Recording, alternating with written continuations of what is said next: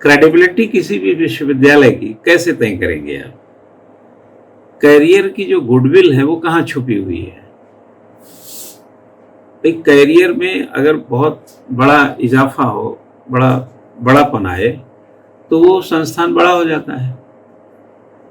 भाई आईआईटी इसीलिए बड़ा है, आईआईएम वगैरह इसीलिए बड़े हैं। एम्स वगैरह से जो मेडिकल करके लड़के निकलते हैं उनकी रीच अच्छी है, उनकी समझ अच्छी है, अच्छे डॉक्टर्स, इसीलिए तो संस्थाएं बड़ी होती है ना। तो संस्था बड़ी जो है वहाँ के कैरियर में उछाल से संभव है। अब दिल्ली यूनिवर्सिटी ने एक बार फिर साबित कर दिया कि अच्छा ही पढ़ाती है, अच्छा सोच विकसित करती है, कि टॉपर से लेके मतलब 4 लड़कियों में 3 लड़कियां दिल्ली यूनिवर्सिटी की, अलग अलग कॉलेजेस की हैं, कोई मिरांडा हाउस से, कोई करोड़ीमल से है, बट है मतलब उसी के कॉलेज से, सिलेबस उसी का है, ठीक है। बाकी कुल 613 लड़के सेलेक्ट हैं, 320 लड़कियां सेलेक्ट हैं, और टोटल सिलेक्शन 933 है। इस लिहाज से देखेंगे तो 1/3 से थोड़ा ज्यादा कहेंगे सिलेक्शन जो है लड़कियों का हुआ है।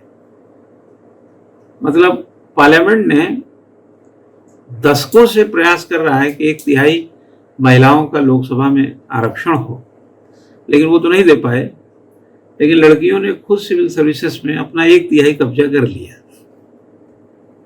अपने बूते पे, और 1/3 पे कब्जा ही नहीं किया, शीर्ष के 25 पदों में देखेंगे 1 से 25 में, तो आपको और हैरत होगा कि 14 लड़कियां हैं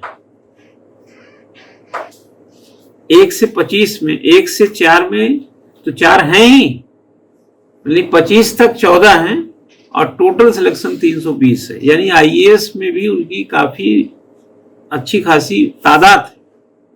तो जब पढ़ेंगे वही तो सिलेक्शन तो भाई वही लेंगे। अब आता है सवाल मीडियम का।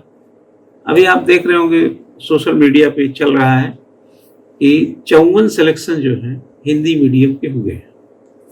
आप जरा एक आइडिया लगाइए कि पूरे इंडिया में, खासतौर से नॉर्दर्न बेल्ट में, जैसे बिहार से लेकर के मतलब पटना और ये जितने भी नॉर्दर्न 7-8 स्टेट आप ले लीजिए, खासतौर से दिल्ली ले लीजिए, लखनऊ ले लीजिए, इलाहाबाद ले लीजिए, पटना ले लीजिए, देहरादून ले लीजिए। देहरादून में तो खैर अब धीरे धीरे फिलॉसफी बदल गई, क्योंकि अपनी ही क्लास में देख लीजिए तो मुझे लगता है 10-15% लड़के ही हिंदी मीडियम के होते हैं, ऑलमोस्ट सभी इंग्लिश के ही होते हैं।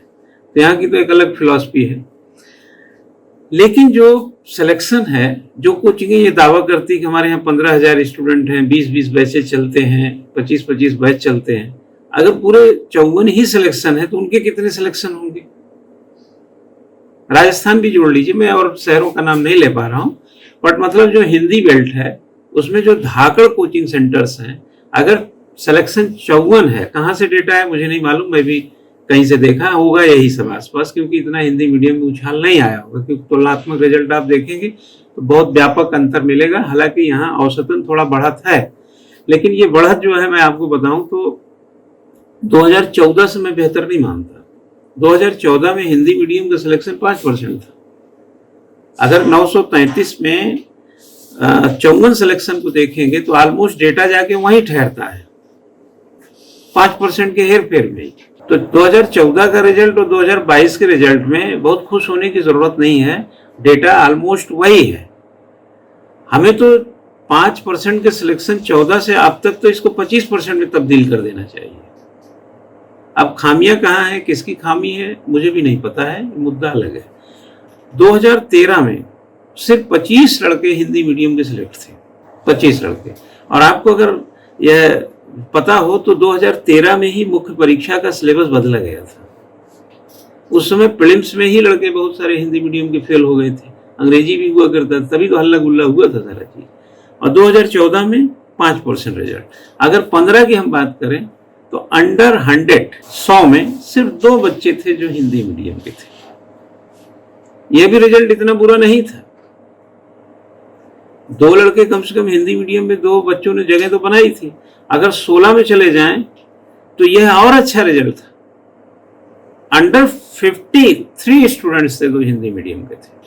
अगर यही 2018 में चले जाएं तो आपको और हैरत होगा कि पूरे रिजल्ट में हिंदी मीडियम का टॉपर 337वें नंबर पे था, यानी 336 तक हिंदी का कोई था ही नहीं। अब आप बताइए रिजल्ट की हालत पहले की तुलना में और खराब दिख रही ना आपको। अगर 2019 में चले जाएं तब भी बहुत ज्यादा अच्छा नहीं था, बस थोड़ा सा 20 अंक इधर आया, 317 चला गया। और 2020 में चले जाएं तो 246 पर हिंदी मीडियम का टॉपर था। 2021 की अगर बात करें तो बहुत अच्छा रिजल्ट कह सकते हैं, 18वें नंबर पर हिंदी मीडियम का। सिहाग लड़का आपने सुना होगा, वही पहले भी रहा है हिंदी मीडियम का टॉपर, रवि कुमार सिहाग। वो 2021 के हिंदी मीडियम के आईएएस टॉपर थे, 18वें नंबर। तो 2022 में 54 सिलेक्शन हिंदी मीडियम के बताए जा रहे हैं। तो जरा आप मुझे बताइए कि 13 से 22 तक का पूरा हमने आपको रिकॉर्ड दिया, आप किस लिहाज से मानते हैं कि हिंदी मीडियम का रिजल्ट बहुत उछाल लिया है?